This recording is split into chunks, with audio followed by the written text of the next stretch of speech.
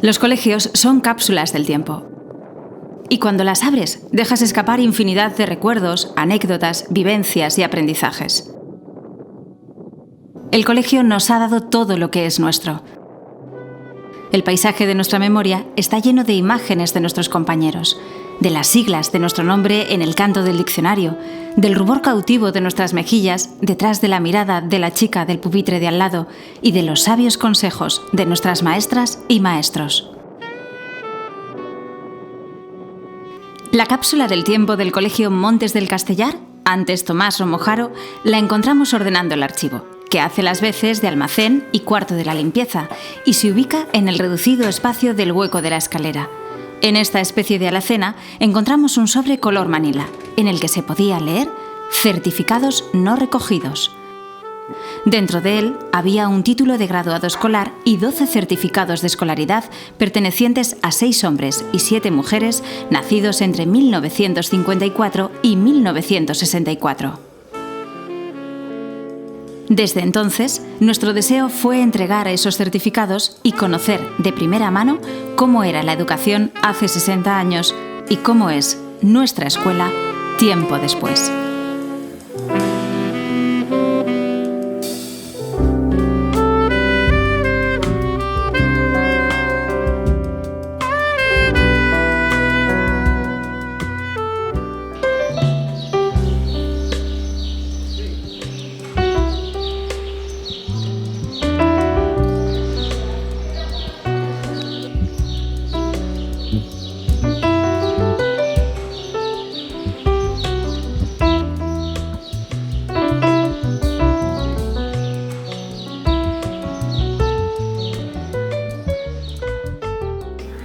Yo suelo repetir que las escuelas reflejan la sociedad de cada época, y en esta escuela donde estamos nosotros, que sería una escuela de los años 50, pues está el retrato del dictador, el retrato de José Antonio, el Sagrado Corazón, el crucifijo, porque las escuelas no hacen más que reflejar los valores de cada época. Pero en los 50 tenemos una España rural, pero incluso en las ciudades, en Zaragoza se venden pavos para la Navidad en la Plaza España, hay vaquerías en los pueblos, uno ve que circulan carros con caballerías, tenemos niños que se mueven poco de sus pueblos, que trabajan, que participan en los trabajos agrícolas.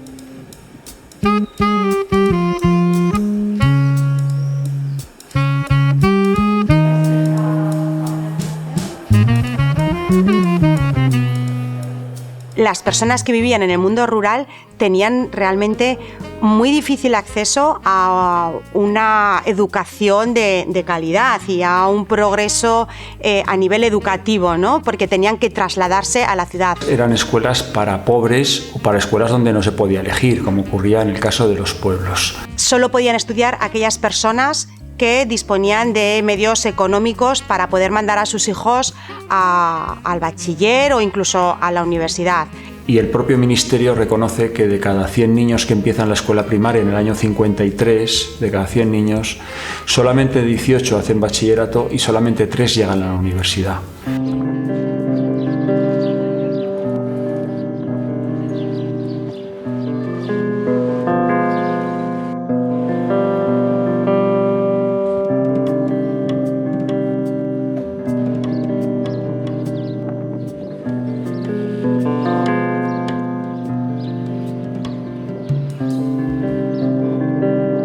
Pues empezamos en párvulos, son 4 años, pero la gente que era más pudiente pues pagaba y entraba antes. Antes ni había becas ni nada, antes iba a estudiar el que podía.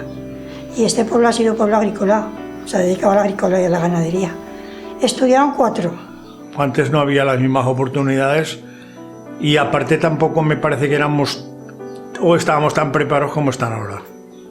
Que yo recuerde de mi tiempo, pues no hay más que 1 o 2 que han salido, digamos, brillantes. Yo salí de EGB y empecé a trabajar a los 14 años y estaba deseando que acabara el colegio para ir a trabajar.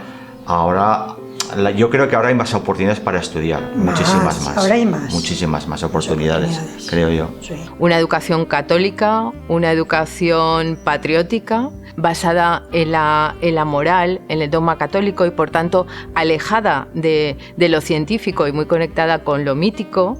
Hasta el 75, hasta el 71. En una dictadura, entonces pues a ver, si tenía coordinación, nos hacían rezar en la escuela. Yo recuerdo haber cantado el Carasol en la escuela. Nos hacían ir para Semana Santa al Vía Crucis. Al Vía Crucis, a la iglesia. Nos llevaban a todos los chicos en una fila y teníamos que ir a la iglesia a rezar el Vía Crucis. Era importante cómo te portaras fuera del colegio porque también influían los castigos de dentro del colegio, porque pretendían educarnos dentro y fuera. En las aulas íbamos muchos cursos, ¿no? Íbamos 4 o 5 cursos juntos. Pues las mayores, las que tenían ya de 13 o 14 años, fueron al baile el día de la fiesta. Y al otro día, cuando se enteró la maestra, les hizo escribir 1000 veces: no iré al baile mientras tenga edad escolar. La clase de trato profesor con alumno era pues muy distinta ahora, porque entonces pues tenías que venir en invierno 2 chicas cada día o cada semana a encender la estufa, tenías que limpiar la pizarra, llegaban Navidades y tenías que ir a por musgo, que no lo pasábamos en grande, para montar el árbol de Navidad. Los maestros pues te ves a comprarme espinacas, ves a comprarme tal cosa, ves a buscarme una gaseosa. Éramos un poco y lo hacíamos todo dócilmente, igual que veías al cura y tenías que pasar a besarle la mano, igual que veías al maestro por la puerta y tenías que ir a su sitio a decirle: usted lo pase bien. Bueno, a los profesores los llamábamos siempre de usted. Mis profesores son Ana, Carlos, Alberto, María Pilar, Elena. Y entonces los maestros vivían en los pueblos, tenían casas. Don Victoriano vivía también en Torres, pero vivía donde estaba el centro de día y el bar de las piscinas. Pues el colegio estaba dividido en 3 zonas, que era la de los párvulos, que la llevaba una tal doña Maruja, pasábamos con doña Jovita y luego ya pasamos con doña Nieves Llorente. Eran 2 aulas aquí arriba, que eran la de los niños. En esta clase de aquí estaba don Gregorio Sierra, se jubiló aquí en Torres de Berrellén, eso estoy segurísima, y luego lo sustituyó don Victoriano. Y en la parte del fondo estaba con los niños más mayores don Domingo. Aquel hombre nos explicaba las cosas por nuestro bien y nos decía: si yo pudiera tener las pastillicas de las matemáticas, te las daría, las pastillas de las matemáticas, irías de cine, pero eso no puedo, entonces eso lo tienes que hacer tú. Pero el hombre te lo explicaba muy bien, te lo recomendaba con toda su obligación, pero luego estabas tú que hacías o no hacías caso. Pues mira, yo en párvulos recuerdo a doña Pilar Ramos, que era una mujer encantadora, Sí. maravillosa, y estuvo muchos años. Bueno, entrábamos en clase, eran de 10 a 1 y de 3 a 5 de la tarde. Pues cuando llegamos a las 3, pues él se tomaba una copa de coñac. Y mandaba casi siempre a la misma, que era Mari Carmen Pérez, le mando un saludo cuando nos oiga, y le mandaba su famosa copa de soberano, casi siempre al bar de la Pernalas, que le llamaban, que era un bar que ya no existe, que estaba ahí, pero en horario de clase, o sea, su copica de soberano, su faria en... Cosa que ahora, fíjate, cómo ha cambiado ¿no? Unas escuelas públicas abandonadas, los maestros trabajan a veces a su suerte, no había muchos materiales ni de mobiliario ni de equipamiento. Por ejemplo, era lo normal tener una estufa de leña, pero como las escuelas no solían tener presupuesto para comprar combustible, pues eran los propios niños los que tenían que traer cada día un trozo de leña. En los años 50 y también en los 60, hasta la Ley General de Educación que conocemos como de Villar-Palasí, de 1970, pues el material normal es la enciclopedia. Es un libro que contiene todas las materias. Y también tenemos que tener en cuenta que incluso en los libros de texto había censura, ¿no? Por tanto, lo que se estudiaba también estaba muy mediatizado. Fui a la escuela de párvulos en finales de los 60 y teníamos este pizarrín, que no es la antigua tablet. Nosotros teníamos pizarrín porque simplemente no había papel. El papel escaseaba. En clase utilizamos ordenadores, proyectores, una pantalla táctil. Estaría súper guay que los profesores los sustituyeran por robots. Hola chicos, soy un robot. Era común en los 50 pues que tampoco se habían extendido todavía los bolígrafos y la gente trabajaba pues con plumas, con tinteros. Cuando éramos un poco más mayores, los pupitres ya no estaban, eran más cuando Las estábamos, mesas estas. cuando éramos más pequeños. Pero... En estas hemos estado, que había tintero. Sí, había un tintero. Está aquí. Porque el director cogía el tintero y escribía muchas veces con la pluma. Sí, se pasaban chuletas y por debajo. Nos pasamos las chuletas por el pupitre, ahí iba uno a otro. Bueno, era... Sí, así era. En mi caso traía una cartera, traíamos la enciclopedia del 2, número 2, y la enciclopedia número 3. Eso eran los libros y luego llevábamos pues una libreta de cuentas o una libreta para escribir, una cuadriculada que se llamaba y otra de rayas, que era donde hacíamos la caligrafía. El libro que estamos leyendo en lengua, el atlas de sociales, este mini librito de inglés, el cuaderno de matemáticas, la agenda, mi almuerzo, el libro de matemáticas, un Chromebook, la carpeta y el cuaderno de sociales. Con la frase de que la letra con sangre entra, evidentemente era la dinámica cotidiana de la escuela. Por ejemplo, si se llegaba tarde se podía pegar con la regla en los dedos, ¿no? Eso estaba permitido. Golpes ha habido, experiencias que ahora nos parecen impensables, aunque en cierta manera no gustaran, incluso las familias lo aceptaban, o a veces era, bueno, pues si ha pasado eso, por algo será, algo habrás hecho, ¿no? Porque pirolas hemos hecho, yo he hecho todas que he podido, eso también es verdad. Trastadas hacíamos más de las que teníamos que hacer.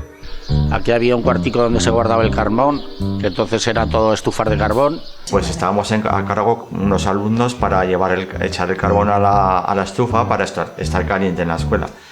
Pues recuerdo pues que alguno traía las suelas de las albarcas o de los zapatos, y cuando echábamos el carbón echábamos la suela, y claro, pues al echar la suela muchísimo olor, una humarera, y nos teníamos que ir todos de la clase. El profesor, ¿quién ha sido? Lo voy a castigar el que ha sido.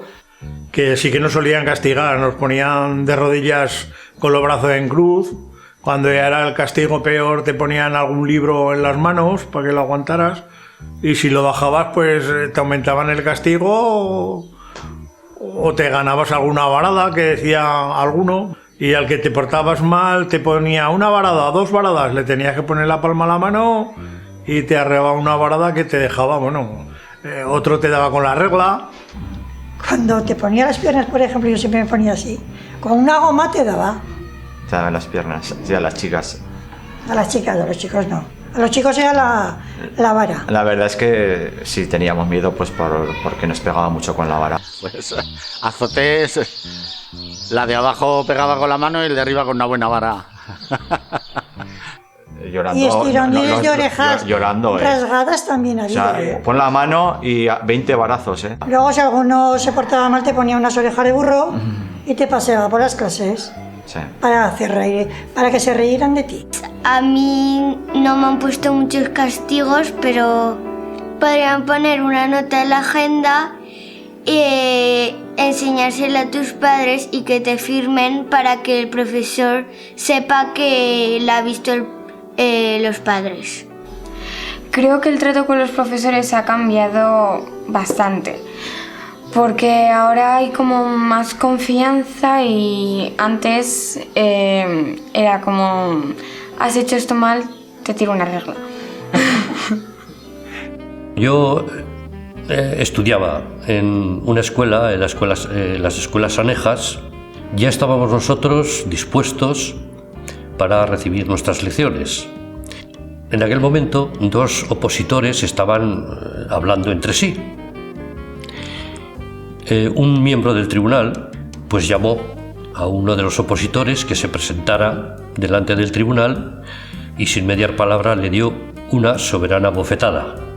Nosotros nos quedamos todos un poco espantados porque aquellos profesores que se examinaban habían sido maestros de prácticas nuestros, ¿no? Y ver cómo un maestro de práctica le dan una bofetada pues realmente es algo realmente sorprendente. Antiguamente las mujeres estaban predestinadas a una serie de profesiones o a estar en casa cuidando de su familia, y los hombres estaban destinados a otra serie de profesiones más técnicas o más tecnológicas. Se plantea la segregación por sexos, supuso que los niños y las niñas tuvieran una escolarización distinta en cuanto a currículum, en cuanto a espacio educativo. Hay una desigualdad evidente, por eso hablamos de segregación educativa. En párvulos íbamos chicos y chicas juntos. En primaria ya nos ponían chicos en una clase y chicos en otra. Las chicas estaban en las aulas de abajo y nosotros los chicos estábamos en las aulas de arriba separados. No entendías por qué no podías estar con la chica en clase, pero bueno, era así. Para los chicos eran don Gregorio y don Vitoriano, y para las chicas la mayor se llamaba doña Nieves, la otra no recuerdo el nombre, pero las chicas eran mujeres. Cuando empezamos a ir mixtos, chicos y chicas, fue ya en el año 72-73. Y no recuerdo exactamente si fue quinto o sexto, por ahí. Entre por ahí andaremos, ya nos empezaron a mezclar.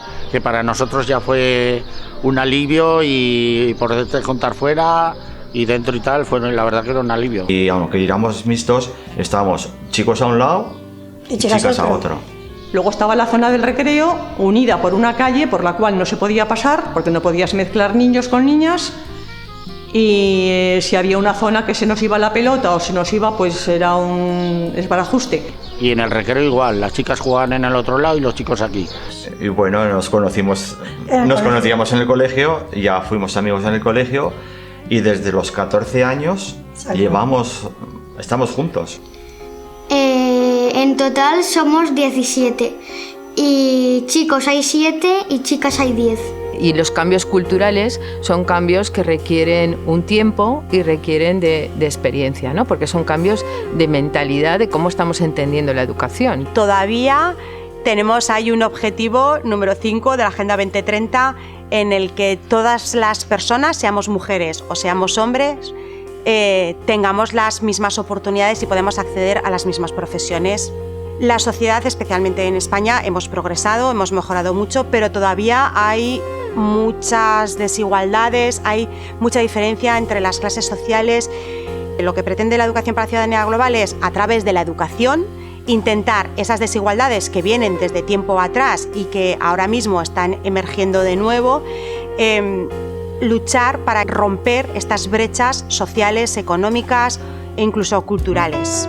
El siglo XX ha tenido experiencias de renovación pedagógica y experiencias de cierre cultural, ¿no? Si yo ahora comparo la escuela de cuando fui yo a la escuela, no tiene nada que ver. Por cambiar hemos cambiado hasta el nombre. Pero además el cambio ha sido tanto ético como académicamente, no tiene nada que ver. Por lo tanto, yo creo que para bien, como casi todo en esta vida, ha evolucionado y muy bien la escuela. Salí en el 75 y la verdad es que he venido yo al colegio y ha cambiado muchísimo. Pues en la escuela yo la veo muy importante, porque hoy los chicos, aparte de convivir con otros chicos, tienen una educación diferente a la nuestra. Yo la veo mucho mejor. Pues yo creo que antes había más personas en una clase, porque la gente solía tener más niños y había menos profesores y entonces había clases con mayor número de alumnos. La gente tenía más hijos, o sea, yo recuerdo que veníamos a la escuela montones de niños y estábamos en las clases montones de niños. En mi clase somos 12 chicos y chicas y la clase con más número de alumnos es segundo de primaria con 19. Para tener 3 hermanos en cualquier casa, lo normal, de ahí para arriba. Uno, y por cierto yo tengo un hijo, solo tengo uno. Sí, sí. He estado en otros colegios, por ejemplo, había casi de todo el mundo niños, había bastantes rumanos, algunos marroquíes, chinos también, japoneses, también había algunos chicos de Argelia. Creo que ha cambiado la educación respecto a la manera de explicarla, ¿no? Porque ahora tenemos la tecnología y pues usamos las pantallas y los vídeos. De la escuela primaria tengo un buen recuerdo precisamente por haber tenido un buen maestro. En los institutos nos encontramos ya con profesores jóvenes, con ideas democráticas. Todavía no había democracia en España, todavía vivía el general Franco, pero estos profesores ya le daban un aire, digamos, de libertad, un aire de innovación y un aire democrático a la educación. Yo creo que la educación, la de antes era muy buena, la de ahora también, pero la juventud hoy tiene, ¿cómo te explicaría? Tiene otras leyes encima para ellos. Pero la educación igual de buena era entonces que ahora. Lo que pasa es que ahora, yo me acuerdo cuando éramos aquí críos, que pasaba cualquier hombre del pueblo y te decía, fulano, o sea, cómprame un cuarterón. Al stand, un cuarterón era tabaco picado. Y tenías que ir, no le dijeras que no, porque si le decías que no, y se lo decía a tu padre, te arreaba una palmada. Ahora, anda, dile a un crío, toma, lo primero te coges las perras y ya no vuelve. Eso es lo normal. Entonces, la educación sí que será igual o mejor, pero los críos no tienen la misma mentalidad tampoco. Pienso yo, Tienen que ser el centro de la atención de cada ayuntamiento. Tiene que ser la niña mimada, porque de ahí, de la escuela, partirán los próximos torreros, los próximos ciudadanos, y conforme demos educación y hagamos que esos valores que tengan estén valores en el respeto, en la libertad, en la igualdad, así será luego nuestro pueblo. Por lo tanto, tiene que ser la niña mimada de cada ayuntamiento. Todo sistema se encuentra en constante evolución. Como dice el poeta, todo pasa y todo queda. Y todos fuimos alumnos alguna vez, por lo que somos parte de ese crecimiento. Lo cierto es que este mundo globalizado, el mundo del presente, ofrece más posibilidades, nuevos métodos y tecnología que avanza vertiginosamente, planteándonos nuevos desafíos y riesgos que debemos afrontar. Aunque los tiempos cambien y los niños y niñas crezcan, y nosotros crezcamos y nos hagamos menos jóvenes, los coles seguirán ocupando un papel central en nuestras vidas y seguirán siendo esos lugares que nos enseñan a vivir en la complejidad de nuestro mundo.